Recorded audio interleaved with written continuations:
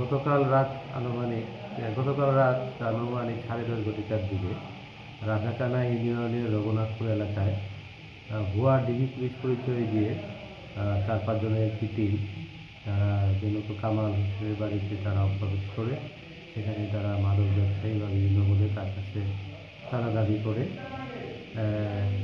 তৎক্ষণাৎ উক্ত ব্যক্তি সেটার পরিচয় জানতে হলে তারা কার্ড শো করে ডিবি পুলিশের কার্ডগুলো দেখে তাদের সন্দেহ হলে পুলিশ এবং স্থানীয় জনগণকে তারা দ্রুত খবর দেয়। তো পুলিশ দ্রুত ঘটনাস্থলে তাদেরকে হাতে নাতে জিজ্ঞাসাবাদ করে জানায় যে তারা ডিবি পুলিশ। পরে পুলিশ চ্যালেঞ্জের মুখে তাদের ডিবি পুলিশের কার্ড এবং ওয়াকিটকি এবং হ্যান্ডকাপ দেখে বুঝতে পারে যে তারা ভুয়া ডিবি পুলিশ। সেই সংক্রান্তে পুলিশ দ্রুত তাদেরকে আটক করে নিয়ে আসে এবং রাত্রিবেলায় আবার অভিযান পরিচালনা করে ঘটনাস্থল থেকে 3 জন এবং ময়মনসিংহ চরপাড়া এলাকা থেকে তাদের সাথে জড়িত একজন এবং ত্রিশাল থেকে একজন, মোট 5 জনকে গ্রেপ্তার করে নিয়ে আসে।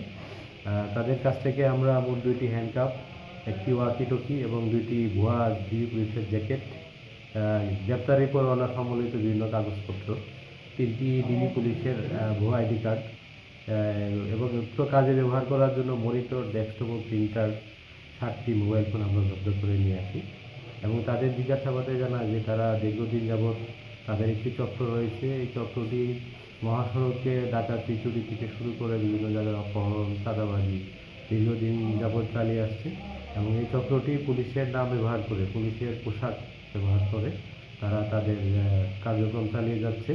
আমরা পূর্ব থেকেই তাদের এই কার্যক্রমগুলো আমরা আমাদের ওয়াচে রেখেছিলাম। সেই সংক্রান্তে আমাদের যে থানায় যে খবর ডিউটি করে তাকে আমরা এনগেজ করি, শফিকুল ইসলাম। তার এই চৌকসটা এর কারণে এবং এসআই শুভ্র নেতৃত্বে আমরা এই পুরা টিমের আংশিক অংশকে আমরা গ্রেপ্তার করতে সমর্থ হই। তাদের আরও বিভিন্ন চক্র রয়েছে, বিভিন্ন আইটেমে তারা কাজগুলো করে থাকে। আমরা আশা করছি বাকিগুলোকে ধরতে সমর্থ হব।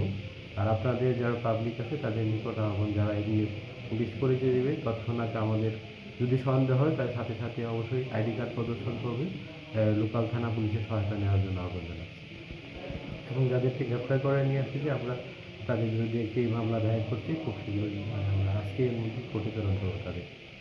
ইতিপূর্বে তাদের আরও কোনো মামলা আছে কিনা? তাদের ইতিপূর্বে মামলা পিসিকার আমরা দেখছি মামলা রয়েছে।